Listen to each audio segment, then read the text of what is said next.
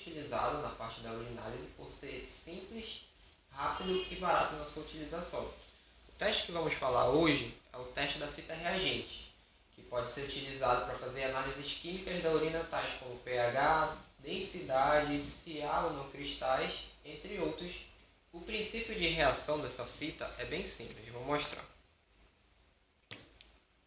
Como vocês podem ver, ela tem pequenas almofadas coloridas que são impregnadas com alguns componentes químicos. Quando entram em contato com a urina, acontecem várias reações e a gente pode identificar cada uma pela mudança de cor. Como vocês podem ver, o fabricante manda uma tabela e você compara as cores com essa tabela. Fatores importantes para que você faça uma boa análise: ter um ambiente muito bem iluminado para que você faça a comparação com a tabela, respeitar o tempo de reação pré-determinado pelo fabricante, que você também pode ver a lateral da tabela, e não misturar as fitas de fabricantes diferentes, porque cada fabricante tem um padrão de cores que é utilizado, então você pode acabar achando que pode ter dado reagente para algum tipo de parâmetro, mas na verdade você só está usando tabelas de fabricantes diferentes. Entre outros fatores, o manuseio também é importante para que o resultado não saia adulterado. Entre eles está proteger as tiras reagentes da luz, como vocês podem ver, até a embalagem dela é opaca para que não fique exposta à luz, e proteger da umidade. Esses dois fatores são muito importantes para que o resultado não saia adulterado. Geralmente, essas fitas reagentes elas avaliam 10 parâmetros que são os 10 mais importantes para a gente falar na questão da urinálise. Tais eles: leucócitos, nitritos, urobilinogênio, proteínas, pH, sangue, densidade, corpos cetônicos, bilirrubina e glicose. Vamos falar sobre cada um e explicar o que cada um quer dizer.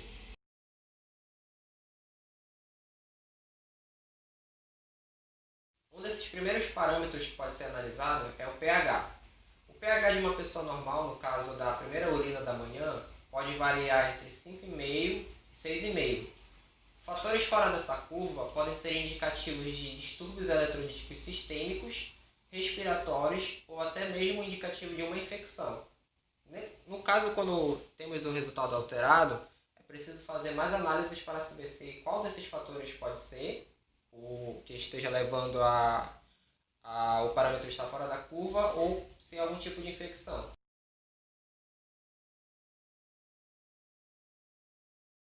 O segundo parâmetro analisado pelo teste é a densidade da urina. A densidade possui um papel importante na avaliação da capacidade renal de reabsorção e filtragem da urina. Geralmente esse parâmetro varia muito sobre a questão do hábito da pessoa de ingerir muito ou pouca água. Então, caso ele dê fora da curva padrão, é preciso mais testes para saber qual é o problema que está ocasionando esse resultado alterado.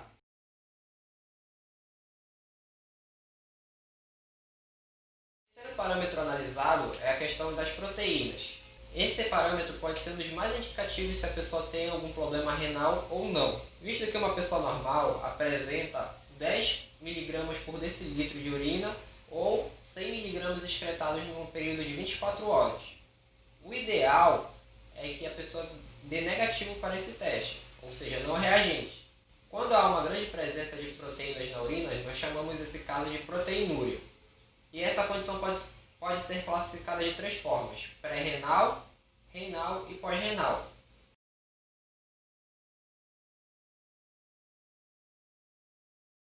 O quarto parâmetro a ser analisado pelo teste é a glicose.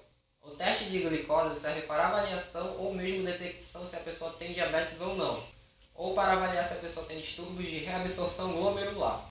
No caso de valores alterados de glicose, nós podemos chamar essa condição de glicosúria.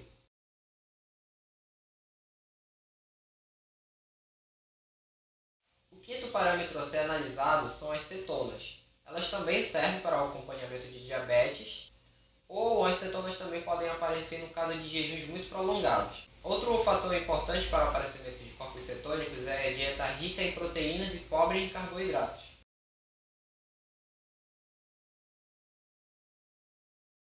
O sexto parâmetro analisado, que também é muito importante, é se há ou não sangue na urina. Para uma pessoa saudável, o normal é que não haja nenhum tipo de sangue na urina.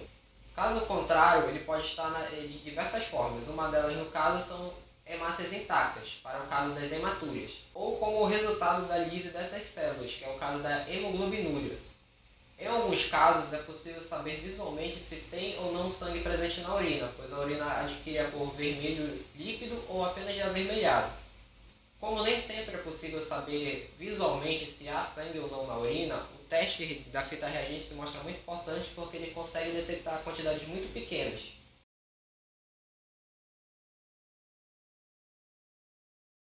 O último parâmetro analisado na urina é a presença de bilirrubina. A bilirrubina é um pigmento amarelo resultante da degradação das hemácias, e a sua presença na urina pode ser indicativo precoce de hepatopatias.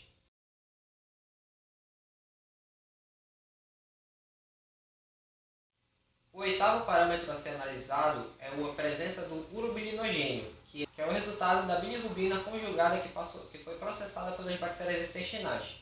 A sua presença na urina pode ser indicativo de distúrbios hepáticos ou hemolíticos.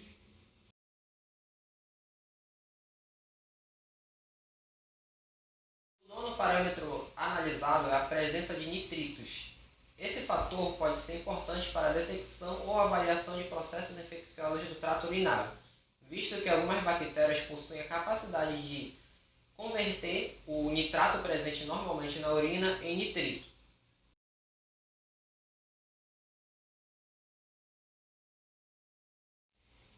O décimo e último parâmetro analisado é a presença de leucócitos. Antes de existir a fita reagente, era preciso fazer uma análise microscópica da presença de leucócitos na urina. Só que esse procedimento ficava sujeito tanto à pessoa que analisava quanto ao método que era utilizado, podendo haver variações de pessoa para pessoa, de método para método no resultado. Com o surgimento da fita reagente, passou a ser possível fazer uma análise mais padronizada e também ficou possível fazer a análise de leucócitos que foram lisados durante o processo. Então, a análise ficou mais precisa e mais padronizada. Dessa forma, foi possível também fazer a avaliação de processos infecciosos e inflamatórios no trato urinário. Eu espero que esse vídeo tenha ajudado vocês a entender um pouco mais sobre alguns dos testes que é utilizado na urinálise, e eu pretendo trazer futuramente mais vídeos sobre alguns exames que nós fazemos no laboratório. Muito obrigado!